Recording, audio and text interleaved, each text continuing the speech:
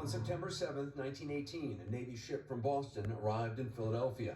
Public health officials there had downplayed the seriousness of the influenza. The city would soon pay the price for that. Philadelphia was one of the hardest hit cities in the country, and I think that was closely related to the political and public health leadership.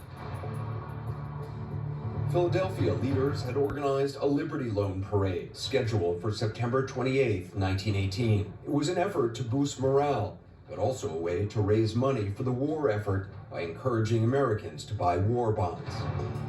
Parades like these were drawing large crowds throughout the war.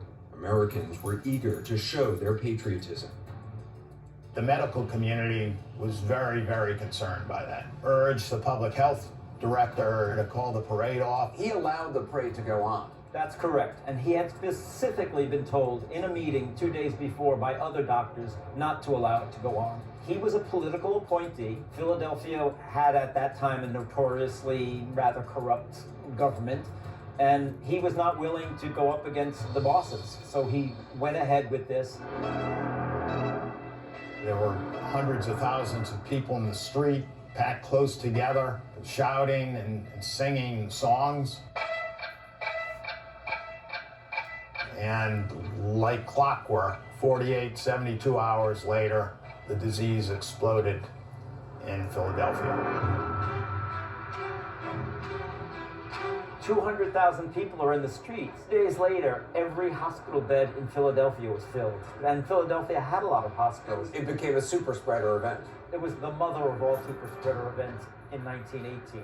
And Philadelphia was probably the hardest hit. They knew it was coming. They should have seen it coming. They shouldn't have allowed this parade. They did because, again, priorities. What were the priorities? The war effort and selling these war bonds. When I was reading about the parade in Philadelphia, this huge Liberty Loan parade that was going to be in 1918, and I was thinking to myself, don't do the parade, don't do the parade.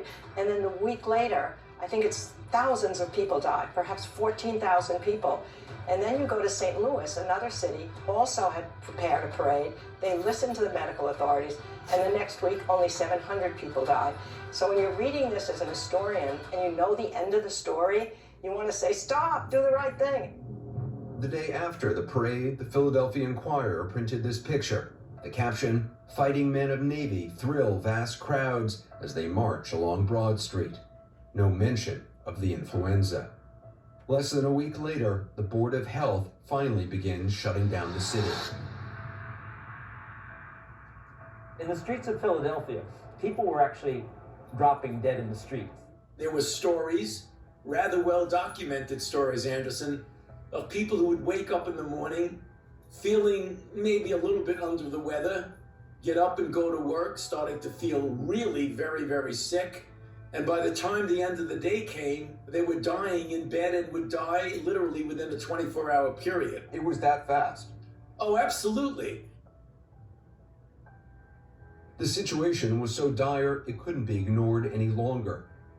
This issue of the Philadelphia Evening Bulletin, dated October 15, 1918, reports entire families dying from the flu. It reads, husbands and wives, mothers and children, brothers and sisters have died within a few hours of one another. They were using steam shovels to dig mass graves at one point. You had priests literally driving horse-drawn carts down the street, calling upon people to bring out their dead. It sometimes would be a couple of days before a body could be disposed of, and you had to live with the body in your home. And the fear really emptied the streets. There were empty streets in cities across the country. All were experiencing the same fear and panic as Philadelphia. In the month of October, more than 195,000 Americans died from the virus, many of them in excruciating pain. It was a terrible way to die. You can picture the young men and eventually young women and nurses, family members, literally choking to death on their own body fluids, turning blue and dying. One of the doctors in one of the hospitals in New York said, they're coming in by the hundreds, they're turning blue and they're dying. One doctor says, I see them twice, once when they check in and once when I sign their death certificate. This is rare footage of an influenza patient being brought in for treatment. but there was little doctors could do. There was no way to treat the influenza. Doctors and nurses just had to watch their patients die. This letter was written by a volunteer nurse in Washington, D.C. When I was in the officers' barracks, she wrote, 4 of the officers of whom I had charge died. 2 of them were married and called for their wife nearly all the time. It was sure pitiful to see them die. I had to go to the nurses' quarters and cry it out. They couldn't treat the dying in 1918 because they didn't know what they were fighting. They didn't even know what an influenza virus was. The doctors at the time, scientists, did not know what the pathogen was because the virus itself, influenza, was not discovered until more than a decade and a half, 2 decades later in the 1930s.